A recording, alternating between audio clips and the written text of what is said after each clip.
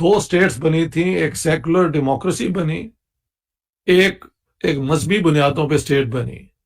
मजहबी बुनियादों पे जो स्टेट बनी हमारी, वो वक्त के साथ बजाय आगे बढ़ने के वो पीछे चलती गई, और सेकुलर इंडिया जो है वो साइंस की तरफ बढ़ा।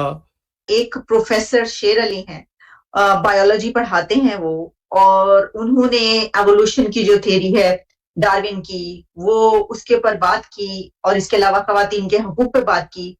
तो मुल्ला जो है वो उनके पीछे पड़ गए और उनको अपोलोजाइज करना पड़ा इसके ऊपर, बाकायदा लिख कर हल्फिया। सर जी। ये क्या है? यानी अब अगर कोई ऐसी बात भी करेगा साइंस और टेक्नोलॉजी की, तो उसके ऊपर भी फतवा लगा दिया जाएगा पाकिस्तान में। कोपरनिकस, गैलीलियो और न्यूटन, ये तो सारे फिजिसिस्ट थे जिन्होंने दुनिया को देखने का तरीका बदल दिया। तो आप क्या पढ़ाते हैं लोग?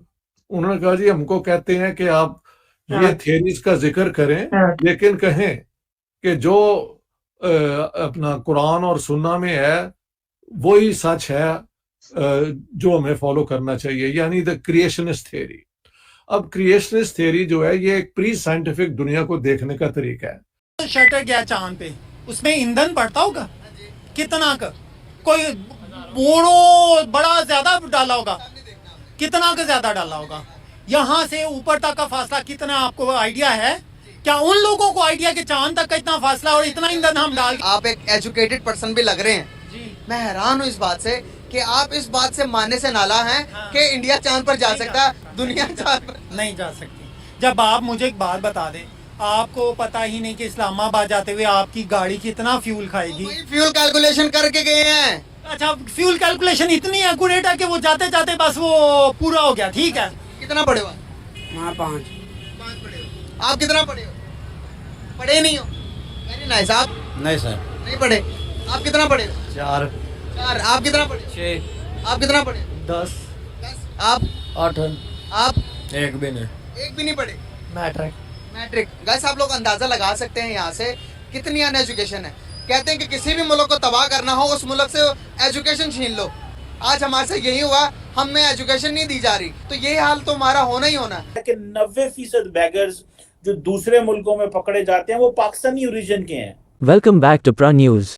In a recent and concerning report from Pakistan, a biology professor found himself in a perilous situation as he was saved from a potential lynching, all because he dared to teach his students the fundamental concept of Darwin's theory of evolution.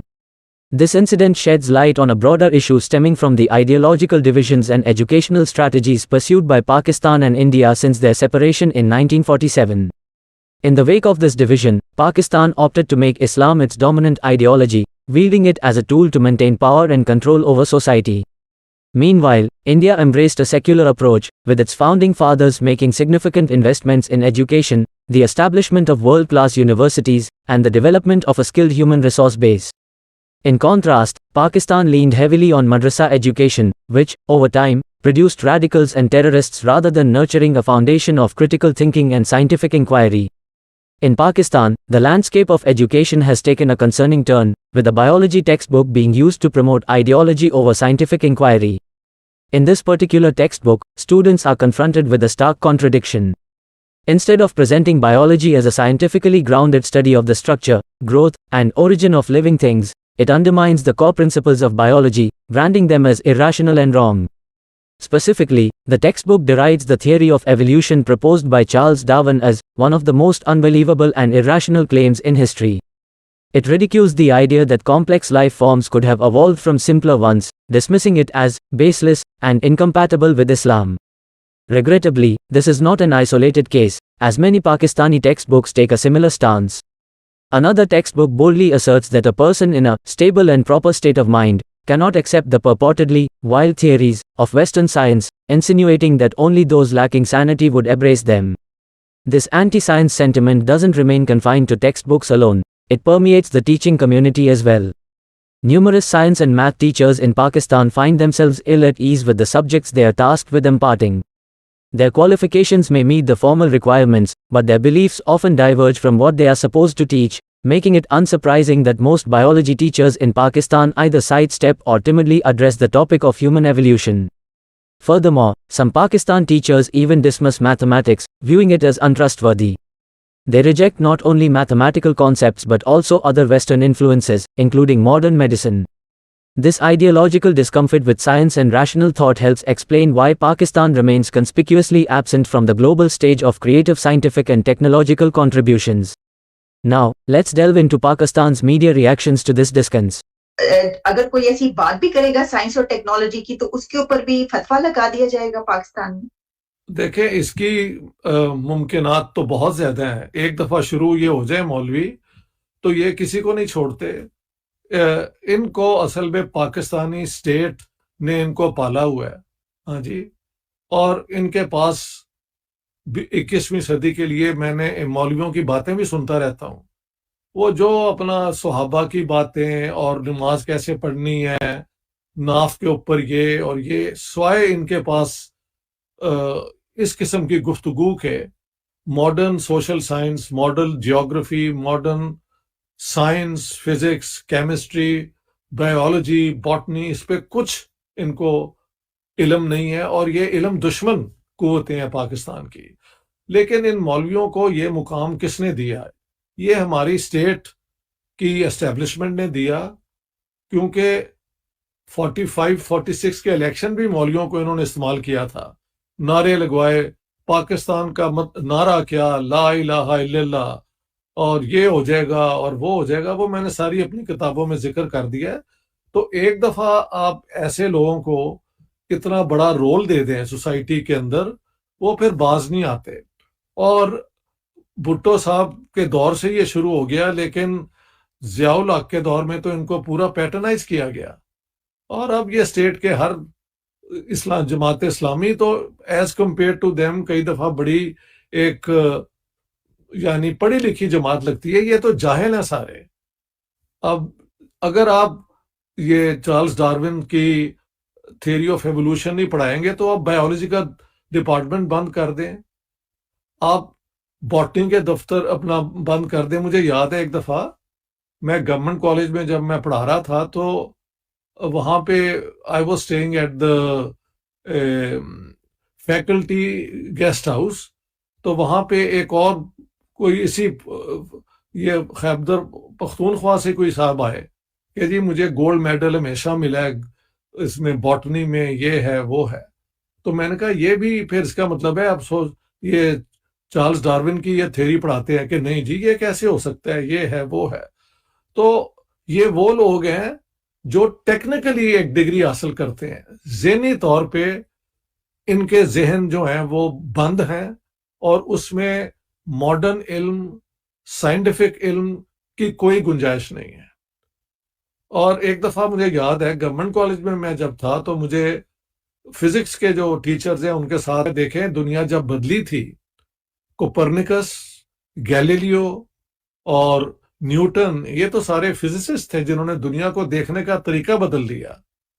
तो आप क्या पढ़ाते हैं लोग? उन्होंने कहा जी हमको कहते हैं कि आप ये थियरीज का जिक्र करें लेकिन कहें कि जो अपना कुरान और सुन्ना में है वही सच है जो हमें फॉलो करना चाहिए, यानी द क्रिएशनिस्ट थ्योरी। अब क्रिएशनिस्ट थ्योरी जो है ये एक प्री साइंटिफिक दुनिया को देखने का तरीका है।